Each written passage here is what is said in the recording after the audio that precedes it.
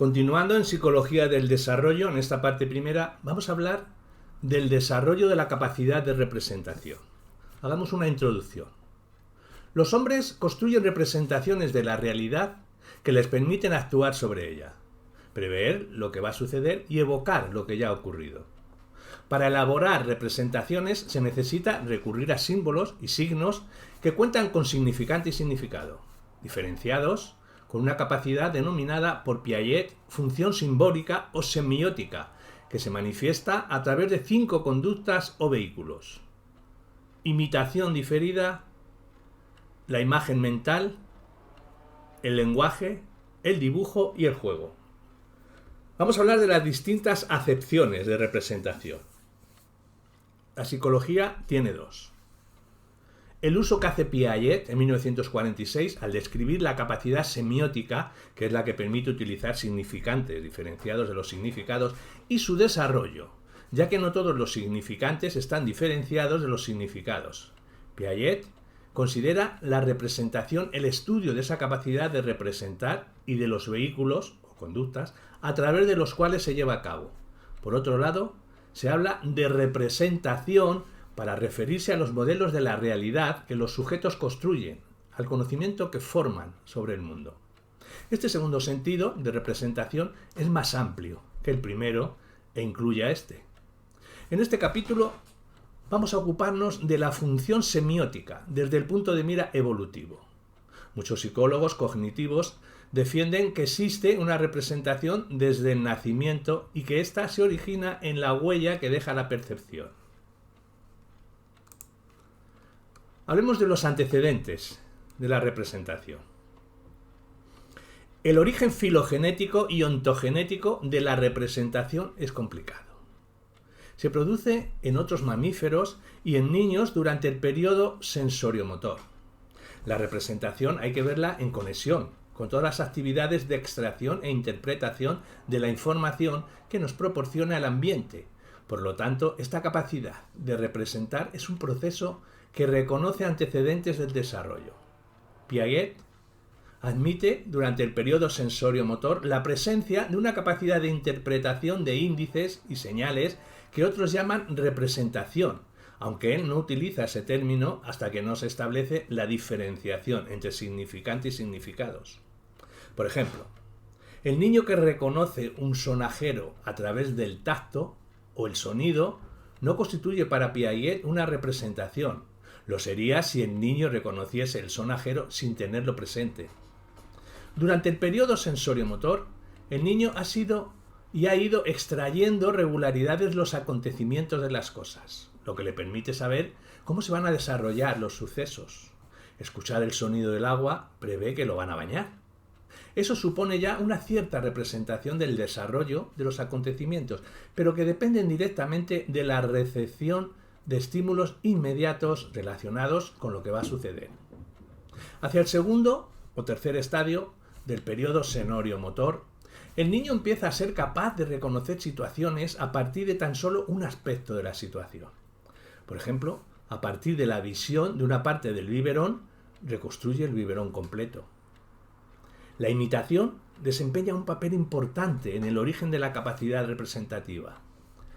El niño va a utilizar representaciones motoras antes de utilizar otras más complicadas. Por ejemplo, Piaget ha recogido una observación realizada sobre su hija.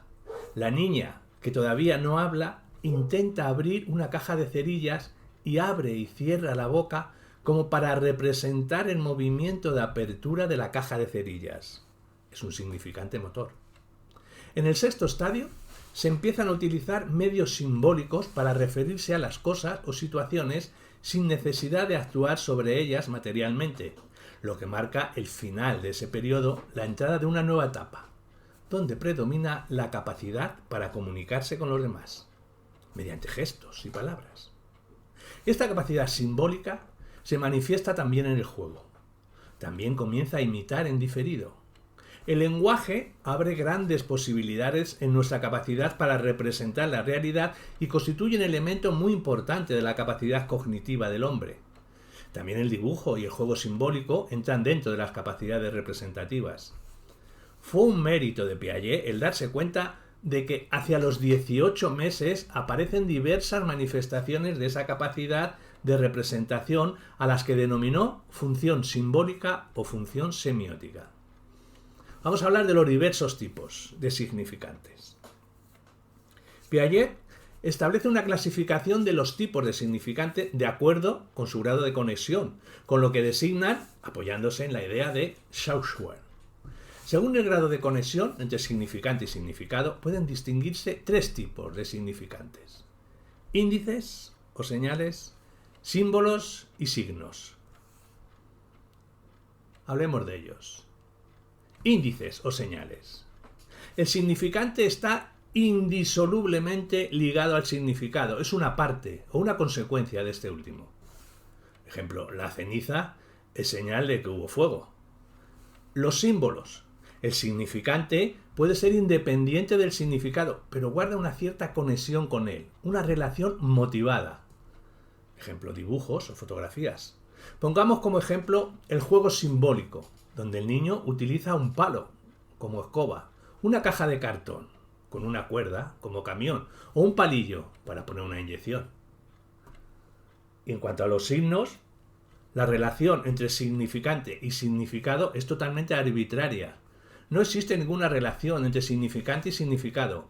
Las palabras del lenguaje, que no son onomatopeyas, no existe ninguna relación entre una X y la acción de multiplicar. Como podemos ver, hay una continuidad en el grado de conexión entre significante y significados, y es difícil establecer cortes en un determinado punto. Como vehículos de comunicación interpersonal, los signos, por su arbitrariedad, necesitan ser colectivos para ser entendidos. Sin embargo, los símbolos pueden ser individuales o colectivos, y en muchos casos, al estar motivados, se reconoce fácilmente aquello que está designado. Vamos a hablar de diferentes manifestaciones de la función semiótica. Las manifestaciones de la función semiótica surgen casi a la vez, hacia el final del periodo sensoriomotor, y permiten utilizar medios simbólicos para designar las cosas, la evocación, la anticipación de situaciones, actuar sobre la realidad y transformarla de una manera simbólica, y todo ello mediante el empleo de significantes diferenciados de significados. Las manifestaciones de la función semiótica, según Piaget en 1946, las podemos denominar como una imitación diferida, que es la imitación en ausencia del modelo, que pone de manifiesto la existencia de modelos internos de lo que se está imitando, como un juego simbólico que se produce en situaciones de una manera simbólica, dando un significado a elementos de la situación y utilizando símbolos dentro de ella. Con unas imágenes mentales se puede entender como una imitación diferida o interiorizada, y se trata de representaciones de una situación que no se reducen a las huellas que deja la percepción. En cuanto al dibujo, es mucho más que una copia de la realidad, supone la utilización de una imagen interna, de tal manera que el niño reproduce más lo que sabe del objeto que lo que ve. Y el lenguaje consiste en la utilización de signos arbitrarios que sirven para designar objetos o situaciones.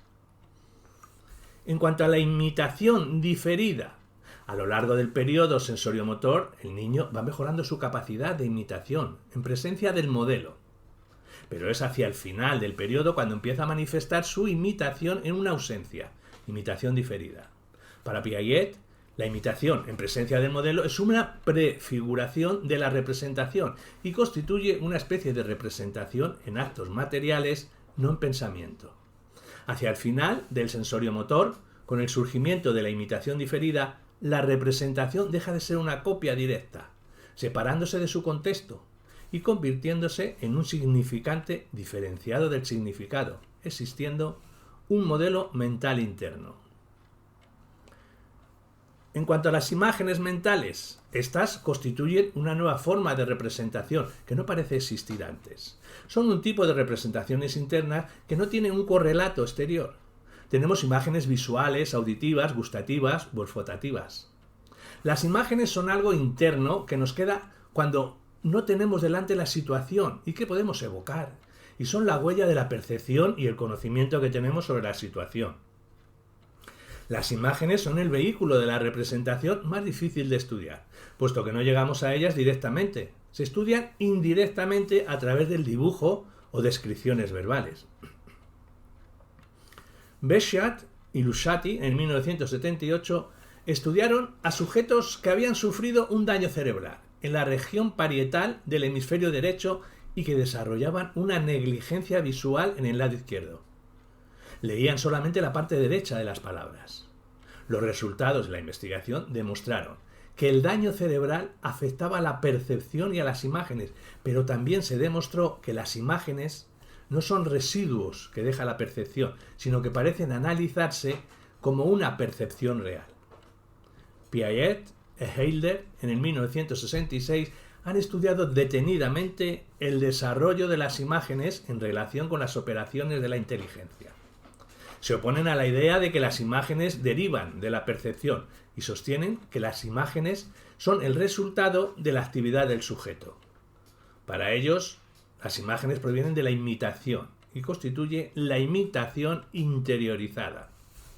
Sostienen dos razones en su duda de la procedencia de las imágenes a través de la percepción. Una, desde un punto de vista neurológico, la evocación interna de un movimiento desencadena las mismas ondas eléctricas, tanto cerebrales como musculares.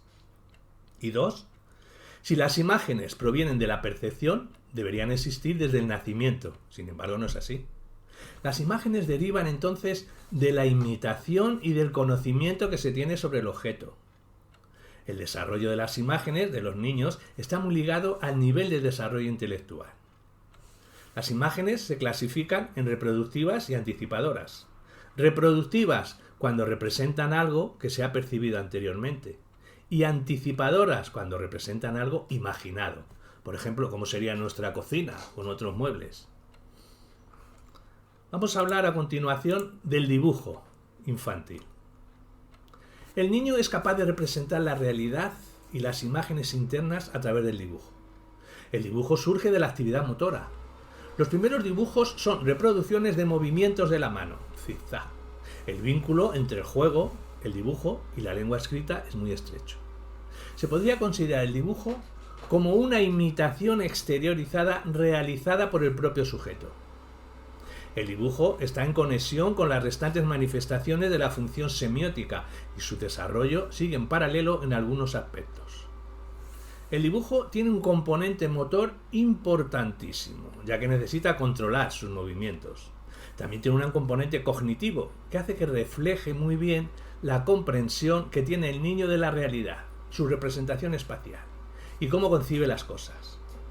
El aspecto afectivo también es muy importante. La característica que diferencia el dibujo de otras actividades es la producción material del niño. Este rasgo de producción de material suscitó el interés de los investigadores.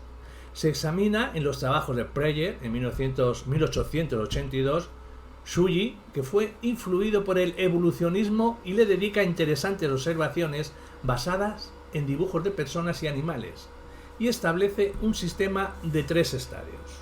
1. Garabatos sin formas. 2. Esquema lunar de la cara humana. Y 3. Un tratamiento más sofisticado de las figuras humanas y animales.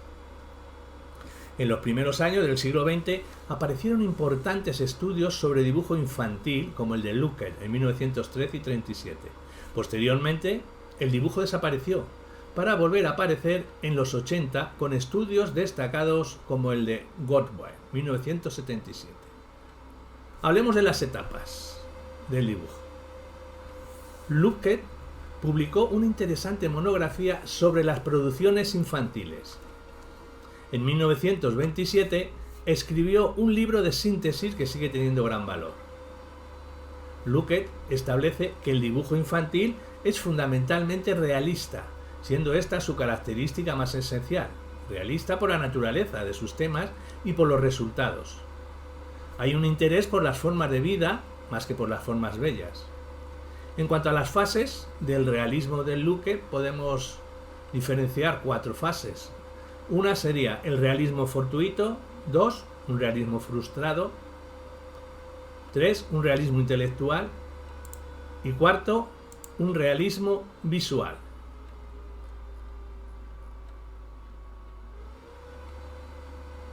Hablemos de ellas. El realismo fortuito El dibujo comienza siendo una prolongación de la actividad motora que queda plasmada sobre un soporte, garabatos. Estos garabatos son la base con la que el niño va a construir sus dibujos figurativos. El niño pronto intenta plasmar la realidad en sus dibujos sin conseguirlo, por falta de habilidad. El realismo frustrado. El niño intenta dibujar algo con precisión, pero se tropieza con su carácter limitado de la atención y su mínimo control motor. Tienen especial interés en esta etapa los cefalópodos o cabezudos, primera representación de la figura humana, sobre los 3 años y medio. Según Luckett, el rasgo más importante en esta etapa es la incapacidad sintética que vemos reflejada en las proporciones y la orientación de los elementos de dibujo. Y en cuanto al realismo intelectual, Luckett señala que una vez superada la incapacidad sintética, el dibujo infantil es completamente realista. Lo que ocurre es que el realismo del dibujo infantil no es igual que el del adulto. El realismo del niño es de tipo intelectual, mientras que el del adulto es visual. Esta es la fase más representativa de los dibujos infantiles. Vamos a citar 2 formas de representación mediante el dibujo infantil. Una, la transparencia y el abatimiento. Y 2, el realismo visual. En cuanto a la transparencia y el abatimiento, podemos diferenciar la transparencia, que consiste en dibujar aquellas cosas que están ocultas, haciendo que lo que la tapa sea transparente, un pollo dentro del huevo, y el abatimiento es una proyección del objeto sobre el suelo. En cuanto al realismo visual, a partir de los 8 o 9 años, el niño empieza a tratar de representar la realidad tal como la ve. Intenta utilizar las reglas de la perspectiva y de atenerse al modelo, aproximándose a la percepción visual. La evolución del dibujo no es lineal, sino que producen avances y retrocesos en su desarrollo.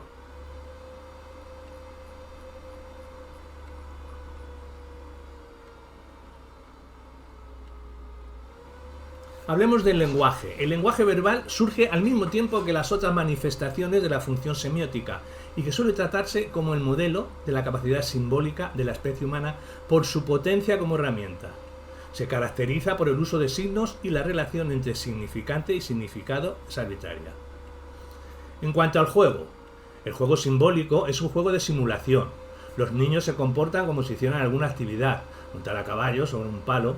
Este tipo de juego se desarrolla durante los 2 y los 6 años. Piaget señala que en su inicio el juego simbólico está muy ligado a la imitación diferida. A partir de ahí empiezan a manifestarse cada vez con más claridad actividades simbólicas con un propósito lúdico. Hacer como que se lee un periódico. A partir de los 4 años se observan progresos en la complejidad de los juegos y se producen representaciones de la realidad más exacta, con unos juegos más coherentes y una reproducción de situaciones sociales donde los niños ejecutan guiones. Los niños son conscientes de que están jugando. El juego simbólico favorece la interacción social y sirve para la resolución de conflictos. Algunos autores destacan que a través del juego simbólico se pueden encontrar el origen de la ficción y que constituye el mejor vehículo para acceder a la capacidad imaginativa de los niños. Hablemos de las características del juego. El juego es propio de la actividad humana y perdura toda la vida. En todas las actividades de juego, quien la realiza encuentra placer en ello, por lo que podemos afirmar que una de las características más notables es que su práctica constituye un fin en sí mismo. Se juega por jugar. El escritor alemán Karl Gross publicó a finales del 19 un libro dedicado al juego con los animales, en el 1896, y otro al juego de los hombres, 1899. Su postulado se define como la teoría del pre-ejercicio y sostiene que el juego es necesario para la maduración psicofisiológica y que es un fenómeno ligado al crecimiento. Para Freud, el juego está relacionado con la expresión de las pulsiones inconscientes y el niño realizaría a través del juego los deseos insatisfechos en la realidad. Para Vygotsky, en 1993, el juego es una actividad social en la cual, gracias a la cooperación con otros niños, se logran adquirir papeles complementarios al propio. Para Brunner, en el 72, sostiene que el juego está vinculado a la inmadurez con la que nacen los humanos y que es la que les va a permitir producir una gran cantidad de conductas muy variadas, que dan lugar a una adaptación muy flexible. Piaget, en 1946, defiende que el juego no es una conducta diferente de las demás actividades, sino que consiste en una orientación que acentúa algunos caracteres de la actividad del organismo, cuya adaptación al medio depende del equilibrio entre mecanismos de asimilación y acomodación. El juego está presente en otros animales. Los animales con una conducta programada no manifiestan comportamiento lúdico.